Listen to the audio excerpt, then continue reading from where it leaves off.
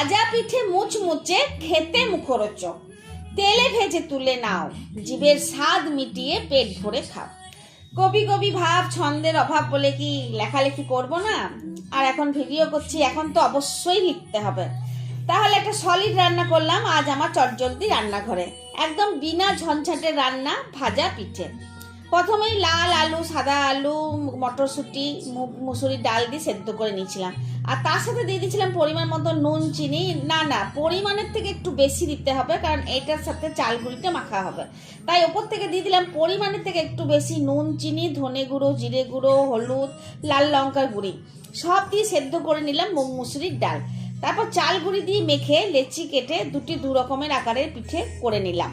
সিমের মতন যেটা, সেটা মা করেছিল, আর যেটা গোল গোল সেটা আমি বানিয়েছিলাম।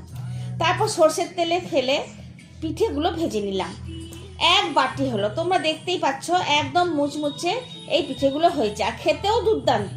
তবে এইরকম ভাজা পিঠে বিকেলে জলখাবার হিসাবে দারুণ, আর সাথে চা হলে আর কোনো কথাই হবে না। আর ওই দেখো বিলুকে 7-8টা ভাজা পিঠে তুলে নিয়েছে। টিফিনের ব্যাপারটাও তো আছে, সেটাও সেরে নিয়েছে। শীতের দিনে পিঠের সময়ে টিফিনে পিঠে হবে না, সেটা কি আর চলে? তাহলে ওর পিঠের ব্যবস্থাটাও হয়ে গেল, আমারও ঝঞ্ঝাট মিটে গেল, টিফিনের চিন্তা কেটে গেল। ভালো লাগলে তাহলে সাবস্ক্রাইব করবে। ধন্যবাদ।